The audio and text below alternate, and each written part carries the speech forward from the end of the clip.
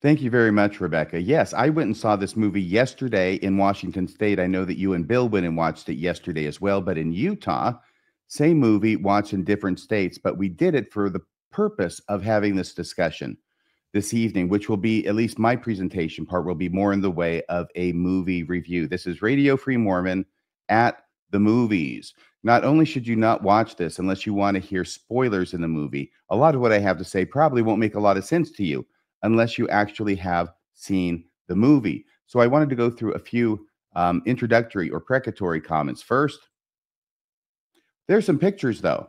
There's, oh, look, it's RFM at the movies. That's RFM outside the movie theater before going in to see the show Heretic. Okay, next slide. No, I'm kidding. Go back. Wow. Why don't you? This is, other things are in Utah. Everything else is in Utah. Why don't you tell us about those, Bill or Rebecca?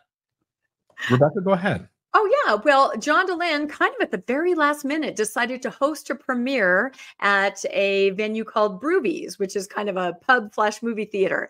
And so a lot of us canceled our tickets we had for Thursday night, had incredible FOMO as the rest of you were all seeing it and posting about it. And we got to go on Sunday afternoon. So John was there.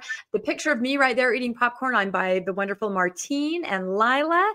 There's Bill. He was sitting in front of us with his lovely girlfriend, Teresa. And then after the movie, we had a panel discussion. You can see there in the picture in the bottom right where it was myself and Landon got up there on the stage and Bill too with John. And we just kind of talked about it and took some questions and comments from the audience. And it was really interesting. And John made the comment, this was so fun. He'd like to do it again if other movies come out that are relevant to the community. So stay tuned for that. Okay, very good. And that's Wendy with me. So going to the next slide. Plot synopsis for this movie. By the way, I had some precatory comments that I had put in a slide, and I thought that it was before these, Bill. It may have been somewhere else, and if it is, that's my fault. Can you go to the next slide after that? There we go. It's out of order. That's how you know I wrote it. Precatory comments. I saw this yesterday afternoon, the movie, with a notebook and pen in hand. In fact, this is the very notebook, the page turned down that I'm holding in my hand. 21 pages of notes. And it's not like it's really big or anything, the writing.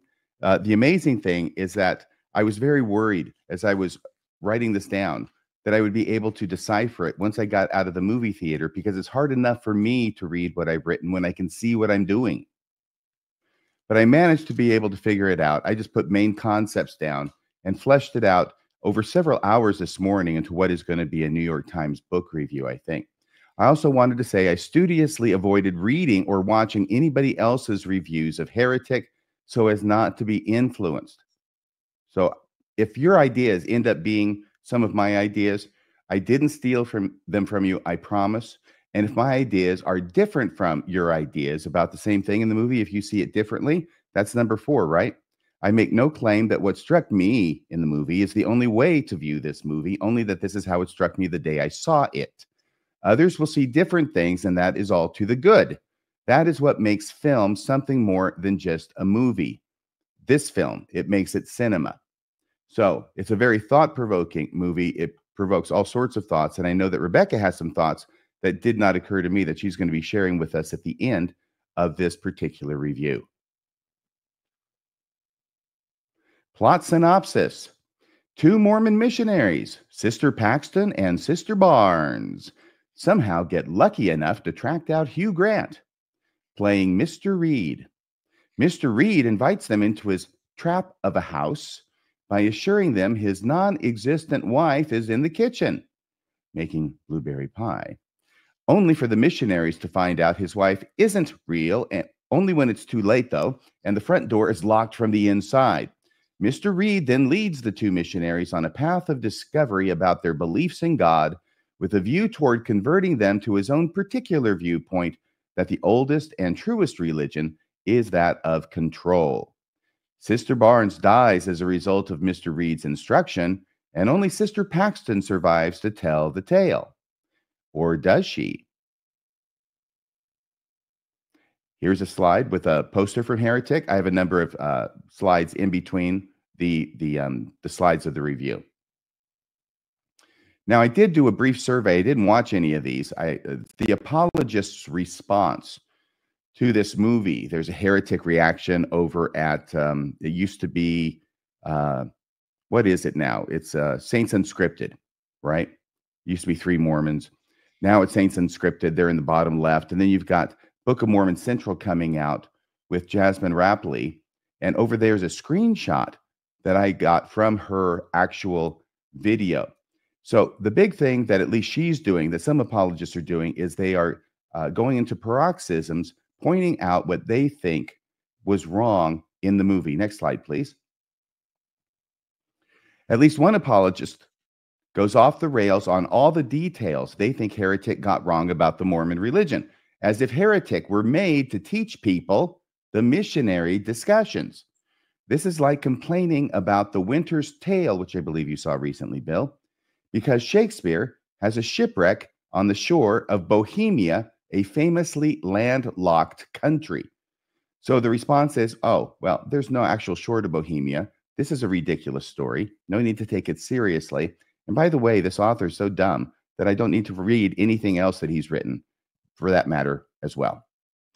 It is an attempt on their part, I think, to divert attention away from the main message of the show by focusing on details of no significance to that main message, because the main message of the show is too intimidating for them to address directly.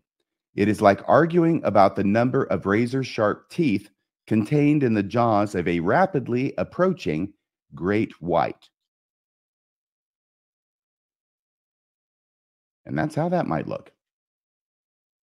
Mr. Reed's wife. Mr. Reed's wife does not really exist, but is a ruse he uses, the wife ruse, the non-existent wife ruse, but is a ruse he uses to get the sister missionaries to come into his home, as mission rules forbid them to teach a man by himself. And for good reason, as it turns out. The wife is used at a couple of points by Mr. Reed to represent God. One of the missionaries asks Mr. Reed who built his house, and he responds, "My wife built it." A seemingly nonsensical statement made more so by the fact she doesn't exist. How silly to think something non-existent could create anything. Also, when it has become clear to everyone that his wife is a fiction, yet the missionaries continue to need to believe she is real. And at that point, Mr. Reed asks them, how long, and against all evidence to the contrary, will they continue to believe that his wife is real? Oh, yes, the famous Burger King versus Wendy's controversy. I thought this was a particularly good part of the movie. There are many, many good parts of it, and that will be represented on the next slide. Wendy's or Burger King. After Mr. Reed has demonstrated to the missionaries that people seeking God by study come to all sorts of different conclusions on the subject, the missionaries retreat to and respond that it is important to follow your feelings. Head out, heart in. Mr. Reed now agrees enthusiastically with the proposition that feelings are what is the most important, and then he launches into a seemingly unrelated discussion of which fast food they like best. The missionaries disagree between themselves on the subject, as we would expect any two people might. And the movie does not hit us over the head, thank goodness, does not hit us over the head with the idea that Mr. Reed has just demonstrated to them that not only is our intellect not trustworthy in finding out God, but neither is our personal feeling and preference, since two people, such as the missionaries themselves, feel differently about fast food. I thought this was a great line, and I don't know if I got it down exactly, but the idea was like, you came knocking on my door to teach me about your religion. Now I'm teaching you about mine. We are negotiating a transaction of ideologies. Incredible writing in this movie, by the way. Incredible writing. Now, a word about the negative. As long as everyone is raving about this movie, I may as well say the obvious, to me, truth, that it is pedantic and preachy, and resembles an angry professor stuffing his captive students full of his personal and eccentric views on the history of religion, with a mind toward converting the class to his preferred religion of nihilism. The brilliance of the movie is how it attempts and largely succeeds at concealing this from the audience by a number of means, including one, innovative and nonstop camera techniques moving around the main ensemble of three to give the illusion of motion to mostly static scenes. Two, Sophie Thatcher, who plays Sister Barnes, and Chloe East, who plays Sister Paxton, giving a real sense of fear and foreboding essential to the building of suspense. And number three, Hugh Grant. Hugh Grant turning in a splendid performance as Mr. Reed that must not only trade on Grant's famous and still very much in evidence charm, but also be so quirky and engaging as to compel us to be interested in whatever he happens to be going on about at the moment. Oh, yes, you knew we'd get to Monopoly, didn't you? Iterations of songs, board games, and religions. Mr. Reed demonstrates how Monopoly had an antecedent game, as well as subsequent versions that are specific and regional in nature. He also goes on about The Air That I Breathe, the song by the Hollies from the 60s, and how this was copied by Radiohead with Creep, and later still by another artist. He likens these to religion, continually copying each other and losing power with each iteration, talking about 12 different religions throughout the world and throughout time, each with a dying and resurrecting God, and pointing to pictures up on his wall. This line of thought would ironically undermine Mr. Reed's own form of religion as simply being the latest iteration, which will in its turn be replaced by something else. Hey, The Air That I Breathe, great song. The oldest religion? Mr. Reed has to avoid this obvious conclusion about he's positioned himself as the latest iteration of a religion that itself will be replaced by a subsequent iteration. He has to avoid this obvious conclusion by claiming his religion is not only the one true religion, but also the oldest religion, which we find out at the end is control. There is certainly some truth to this idea that religions exist to control other people, but at least as importantly for people to control weather and crops and relationships and war and all the things people cannot control by themselves. But people can attempt to control a God who has the power to control the weather. Hence, religion can develop with detailed practices of how to propitiate the gods to control those things we cannot. That's also a source of religion, a very primary source of religion, I think. But Mr. Reed contradicts himself elsewhere by claiming religion exists not to control, but to answer the terrifying questions of where did I come from, why am I here, and where am I going? There's the two missionaries. A lack of nuance. Whereas the desire to control is an element important to religion, so also is the need to answer the terrifying questions, both of which are mentioned at different points in the movie by Mr. Reed. It is not one or the other. Here it is, Mr. Reed's lack of nuance and need to be adamant and certain of his own conclusions, see the college professor analogy, that may be his greatest weakness. And indeed, we discover Mr. Reed cannot brook any opposition to his religious views when he unexpectedly kills Sister Barnes. And there's Sister Barnes in the basement.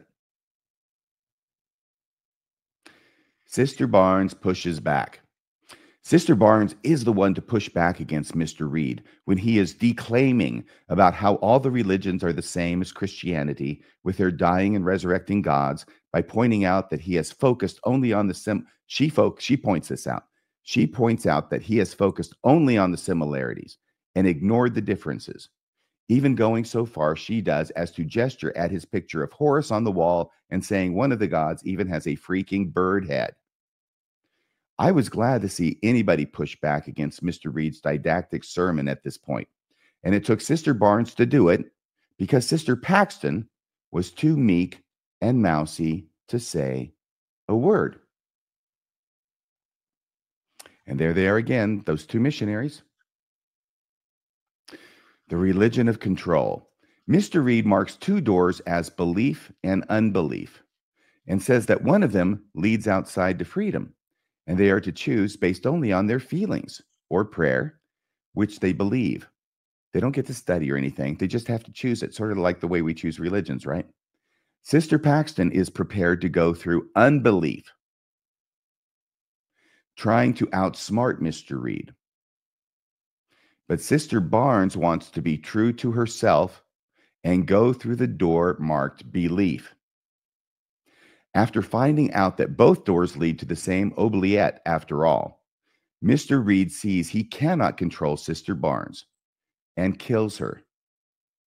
To the extent Mr. Reed represents God in the movie, and to the extent the one true religion is control, we see that in order to enforce this particular religion of control, all people who cannot be controlled must be eliminated. Does this have any application to modern day Mormons?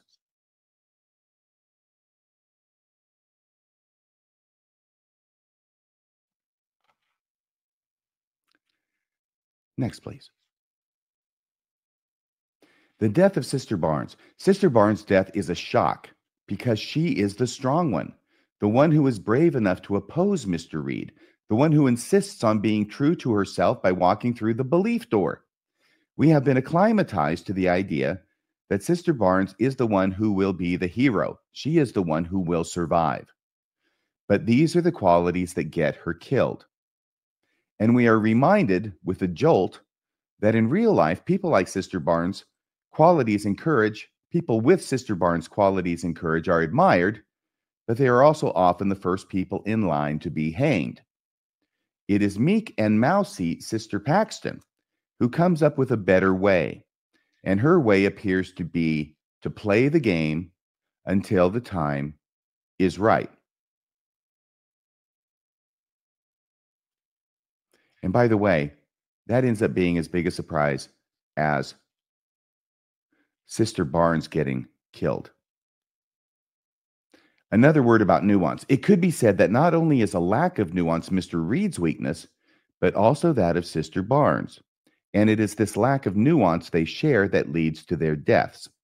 Sister Paxton, however, can and does embrace nuance, talking at the beginning about watching pornography, willing to walk through the disbelief door, and subsequently playing along, and I put that in quotation marks, with Mr. Reed's demented game until the time is right for her to strike. The thing she said that I thought was brilliant to prolong her ability to have time to think of something to do and an opportunity to do it was when she said to him after her companion is killed and lying on the floor in the basement, "Teach me what you believe." It is Sister Paxton's nuance that gives her strength, the strength to survive in the church and in Mr. Reed's home on a mission as well. The strength to kill Mr. Reed, a strength that even Sister Barnes recognizes when she gives Paxton the dagger, because Mr. Reed is always looking at me. Remember, that's what Sister Barnes tells Sister Paxton and why it is that she gives her the dagger. There's probably more to it than that. She may have also recognized that Sister Paxton was the one who had the strength to drive it home. And then I said, it's amazing what you can do when you make yourself so small, you're not being watched. By the way, let me go to Bill there. You recognize the scene from the movie, I hope. Do you? Is this Lord of the Rings? Is that what this Yes. is? Yeah. That's Sam and Frodo in orc gear, making themselves so small and so harmless that they can destroy the Dark Lord that nobody else can. No one ever expects a hobbit to save the world. Or the Spanish Inquisition. Yeah. So going on. Oh, the way of water. This occurred to me this morning. I was writing notes till late in the night last night. This one occurred to me this morning. The way of water is important in Taoism, a religion Mr. Reed himself mentions, among others, during an early tutorial with the missionaries. As expressed in martial arts, water can be seen as the ideal. Quote, when an opponent attacks, the Tai Chi practitioner responds with softness. The strength of the assailant is not met with strength, and he should find nothing to attach his own strength on. Period. End of quote. Even as Sister Paxton represents the nuanced way of water, which will eventually defeat Mr. Reed, Throughout the movie, Mr. Reed seems to have continual problems with water from the storm, apparently, outside, managing to leak through the roof and into his house. In this way, we can understand Mr. Reed's religion of control as being just as adamant and inflexible as any other religion, including Mormonism, and therefore just as subject to being overthrown by the way of water represented by Sister Paxton. And there's water doing its thing. Mr. Reed finds true religion. Almost done, folks, I promise. Mr. Reed finds true religion. Sister Paxton, having been put through this horrible physical and emotional ordeal, seeing her companion murdered, excuse me, thwarted in her attempt to escape and stabbed in her abdomen with a box cutter, collapses against the wall and begins praying to God. Even though, in a somewhat awkward scene, she makes it clear that she's fully aware science has demonstrated prayers don't really change anything. But maybe it's a good thing for people to use prayer as an excuse for thinking about somebody else every now and again. That's what I understood her to say at that point. As Sister Reed prays to Heavenly Father, giving him thanks for all the horrible trials that have happened to her, Mr. Reed, himself mortally wounded, crawls over to her with a beatific expression on his face as he sees in her the one true religion he had always sought, thought he had found, but in his final moments realizes he was wrong, and that Sister Paxton is demonstrating the real true religion, at least from the movie's perspective, right in front of him. And there's all the different religions in the world symbols. Not all of them necessarily, but a lot of them. The butterfly dream. I suppose it is obligatory in examining religion to also examine the nature of reality. And Heretic introduces this aspect with Mr. Reed recounting the butterfly dream. And then I wrote, not to be confused with the butterfly effect, a common mistake. That's what he says in the movie. And it is very simple. Once upon a time, I dreamt I was a butterfly, flittering hither and thither, to all intents and purposes a butterfly. Suddenly I awoke. Now I do not know, or I should say, now I do not know whether I was then a man, dreaming I was a butterfly, or whether I am now a butterfly, dreaming I am a man. And there it has the attribution, which I'm not sure I could say. The butterfly dream. The movie ends with Sister Paxton escaping into the sunlight and seeing on the back of her hand a butterfly, which then disappears and seems to have been a product of her imagination or her belief. It is Sister Paxton, I believe. I've seen the movie once. I could be corrected on this, but I'm pretty darn sure it is Sister Paxton who says earlier in the movie that when she dies, she will come back as a butterfly and will land on the tip of a person's finger. She's very clear about that. It will be on the very tip of the finger, not any other part of the body. It has to be the tip of the finger, so it will signify to the person that this is she in a resurrected or reincarnated form, that this is she coming back from the dead. It will be on the tip of a person's finger. This butterfly that occurs at the end of the movie could be Sister Barnes, now dead. But it wasn't Sister Barnes' belief that she would come back that way, or even her idea that she would come back that way. It was Sister Paxton's belief. Is Sister Paxton's belief influencing what she is seeing as the disappearing butterfly appears to suggest? The fact it disappears and it doesn't flit off, it just sort of fades out of existence while she's watching the back of her hand. And what are we to make of the fact the butterfly does not land on her fingertip, but on the back of her hand? Is it Sister Paxton's belief that causes her to fail to notice this slight irregularity as surely as she recognized the slight misplacement of the prophet's head on the table earlier? And just to make that clear, is it Sister Paxton's belief that the butterfly should be on her fingertip to signify it's Sister Barnes that causes her to overlook the fact it's not on her fingertip, but on the back of her hand?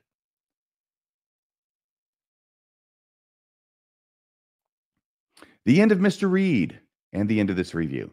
Mr. Reed has a lot of knowledge. The play on read and read, R-E-E-D and R-E-A-D, being pointed out in the movie itself.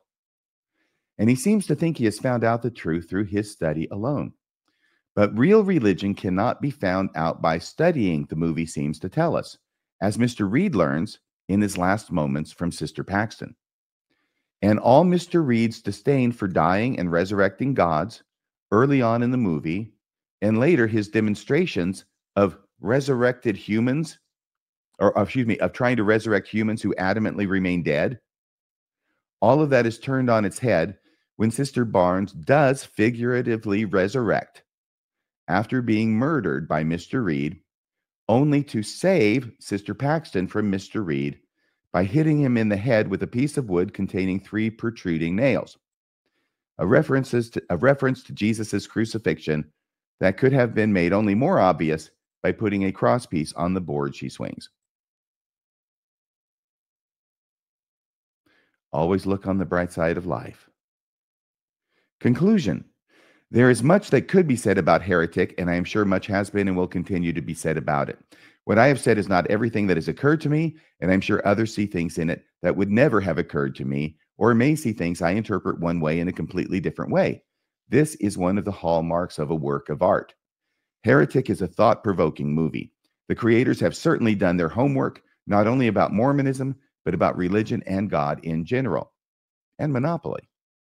Heretic can be congratulated on presenting a story that can seem one-sided at the outset, yet lends itself to nuanced and even contradictory interpretations as well. I give it 2 thumbs up, way up. Am I getting applause? Oh my gosh, thank you so much. You like me. You really like me. Rebecca, you have some very important thoughts to share about this.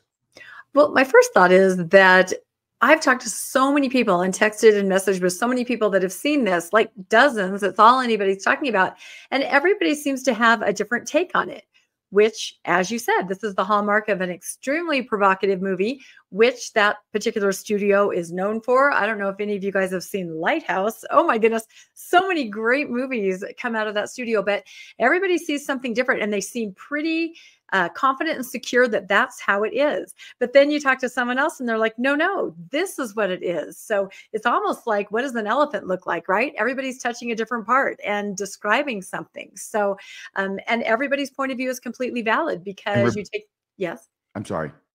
I thought it was a period. Go ahead. Oh, I just wanted to ask you because I wanted to lead into what you have to say because we talked about it after I did the slides this morning, shortly before the show. And honestly, from my point of view, I'm a guy. I have been for most of my life. And the fact is that when the 2 missionaries who are sisters come to the door and they get inside and everything happens and now they're, locked in basically. I saw that really as just the setup for the main point of the movie. We got to get the sister missionaries there. We got to get them in there in a position where they can't just leave, and, but my perspective was very different from yours, which found an overwhelming, maybe the overwhelming meaning in it in those first few scenes. Yeah, no, that's absolutely true. And that's why, as far as the symbolism and everything else, I've given that just a little bit of thought. And it really, I was completely surprised at my reaction to this movie. And like you said, just the first maybe like half an hour, because I knew what it was about. I mean, I'd seen the pictures, I'd seen the trailers, the missionaries go in, they're stuck. Just like you said, I was overwhelmed by the reaction that I had with those little vulnerable sister missionaries, even standing at the door, just prepping themselves to go in. I was overwhelmed with this protective, maternal feeling that I was like, don't go in. I mean, honestly, my heart was beating. I was thinking of my own missionary children, they're boys, but I had the same feelings. I knew they were in really not great situations and they were there for a reason that was important to them. But to me, I knew it didn't mean anything and they shouldn't be there. So that was the number one feeling. I was very disturbed, very anxious, very angsty, just with the protective mode of just don't go in. Your gut feeling is telling you don't go in there. And yet you have a mission, literally a mission, right? That overrides everything that your gut is telling you. And so you go in. And then the other thing that just sort of devastated me. I saw myself so in Sister Paxton, just that pleasant, just doing whatever you have to do, even when it's so obvious that you are in extreme danger, that you're just like, would it be okay? Could we maybe, I was upset. I was angry because I recognized that in myself, how I was in the church the whole time. You don't speak up. You don't say anything. It's the kind of attitude that ends you up in a bishop's, room with a shut door, learning how to masturbate. It's that kind of stuff, and I make a joke about that, but that's true. You just go along with it. So I was like so upset at the first part, just that when the rest of it started, and I was watching, and it was the horror and the allegory, but I didn't really take that in because I was still thinking about that first part of the movie. Those actresses did it just perfectly. And that's exactly what it is. They knew they were in complete danger, but they're looking at each other and they're just kind of, okay, we have to keep going, And I know that especially Anthony Miller, he was there where Bill and I were at Broovies, and he put out a really provocative review today about it. And his perspective is a little different than mine about Sister Paxton, because I saw myself so much in her. She did have a lot of nuance. She was questioning, wondering. She was smart. She knew things in the movie. She was also very willing to just do whatever it took, which is kind of what you do to survive in the church as a woman, at least from my perspective in the 70s and 80s. You want me to go through the disbelief door? Okay, sure, I'll do that. I'll go through the disbelief door. Inside you have your own thoughts and feelings, but outwardly, in order to survive, you're going to do what it takes. It's not until you are pushed to the extreme limit, and this is seeing your companion die, spoiler, and, really coming to terms with the danger that you're in, that she finally kind of woke up and started to use her intellect, started to use everything she had, use that power of nuance to save herself. And I, in my own mind, said, God, that's like a faith crisis. A person who's going with the flow, shy, demure, taking everything that comes. Eventually there's a point, whatever it is, that pushes you to that point where you wake up. And that was my interpretation. So I need to see it again, because I literally was just thinking about all of that through the whole second half. And I wasn't paying attention to a lot of the other allegory, which I need to go back and look. But for me, it was cathartic and disturbing. And I just didn't make it past that first half hour with just thinking about it. Pretty much explained portrayed my experience as a young woman and a young mom and even an older woman in the church. So I don't know if any other women felt that way, but that's what I took out of it. I want to hear from Bill too, but before that, I just want to add on to what you said. When you said they're on a mission and their mission overrides everything else that their gut is telling them, right? Yeah. And that was the huge groan in the movie. And I don't mean groan because something bad or something dumb in the movie. But when the ward mission leader, or whoever the hell that was, the guy, Elder Kennedy, comes to Hugh Grant's house because he's looking for these two sister missionaries they're not where they're supposed to be. And it's snowing out. There's a blizzard and he's trying to find them. And he knows where they went because they had a list of like 5 referrals. And this is one of them. And he goes up there and, Hugh Grant's acting quirky, but it's like, okay, well, I don't have anything to suspect here. So he went on to the next place. And then the door knocks again, or there's a doorbell. And Hugh Grant goes back to it. And I'm thinking he saw the bikes at the gate, not knowing at that point that Hugh Grant had already taken the bikes away from the gate. But anyway, because he was clever.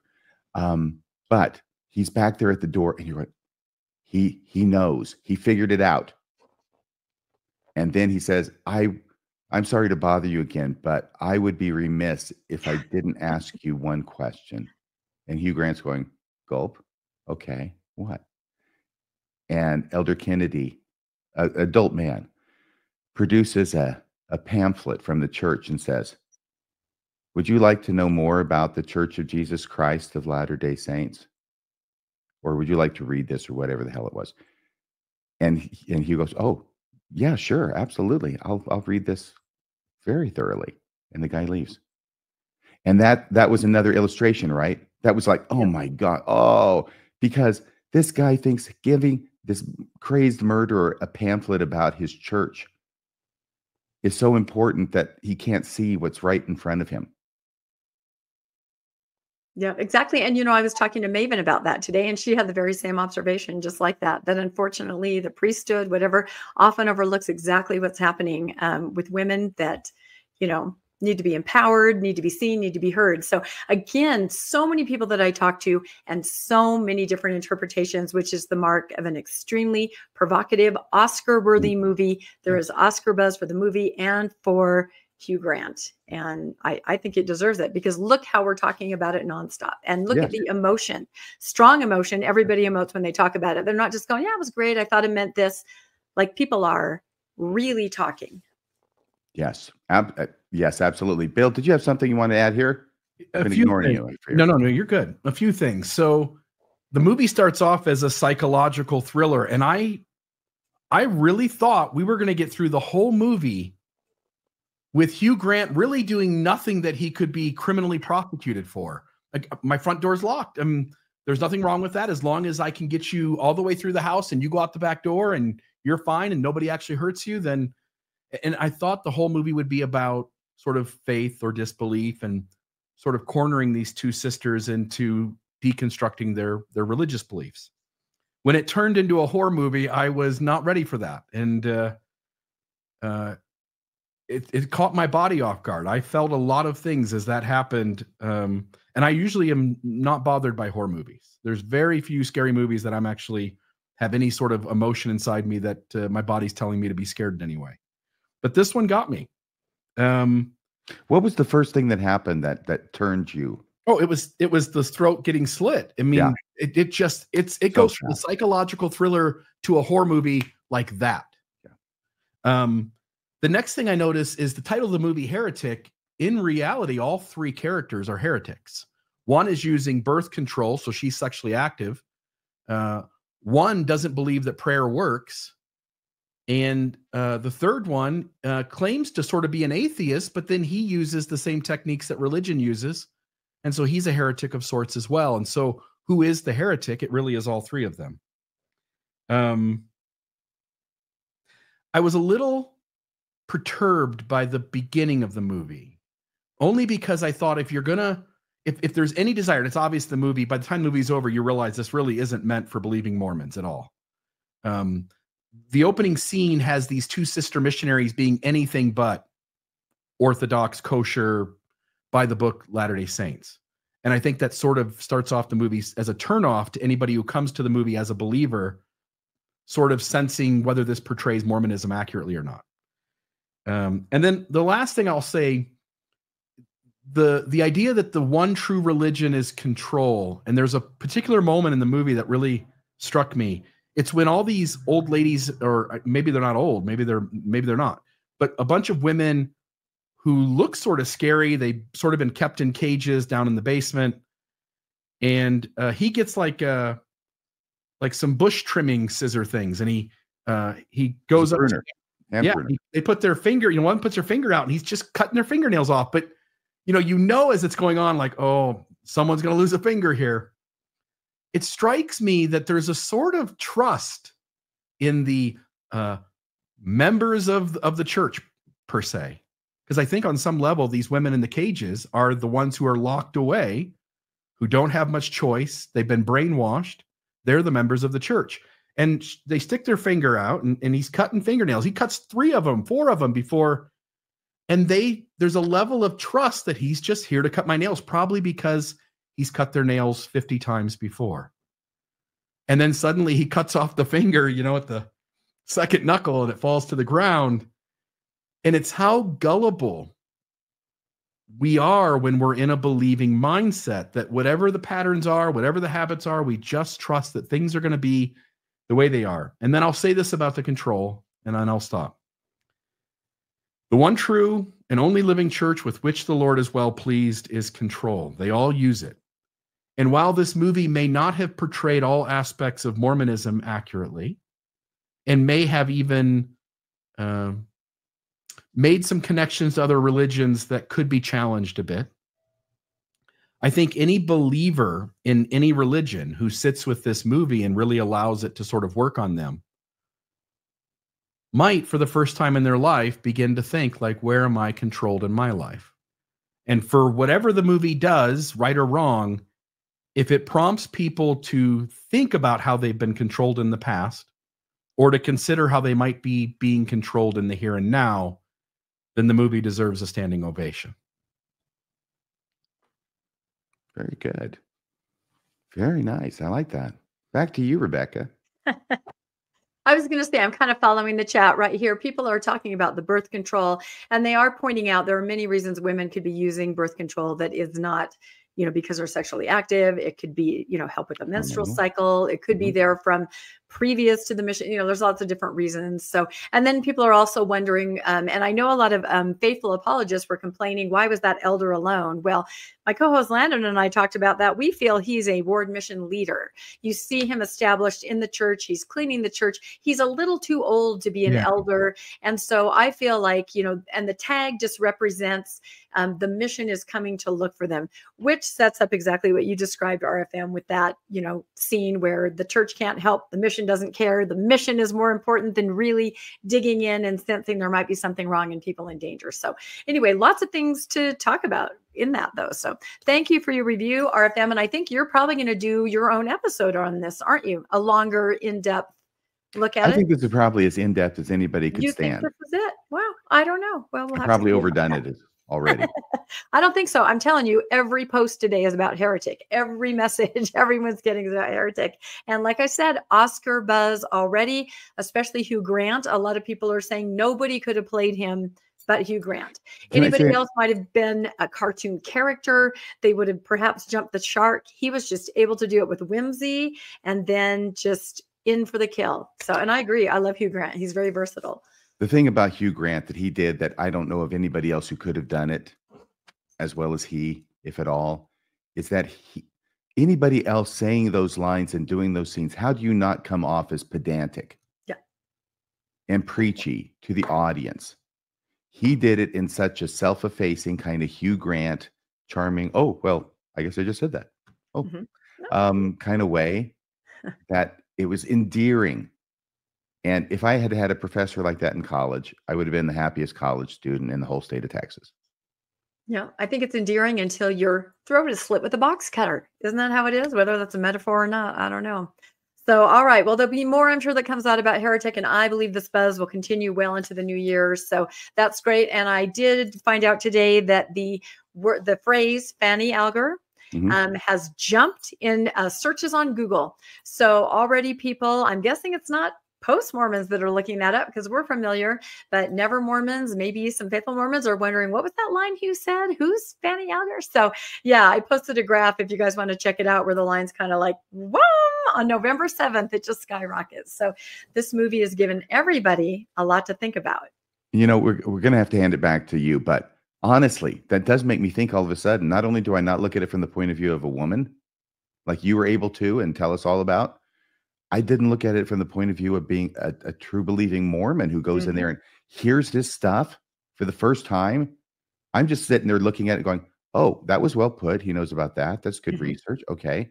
And looking at how it's affecting the sister missionaries, but not coming to it as an audience member going, he's got to be making this shit up. Yeah.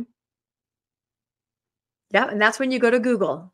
And that's when we all know what happens.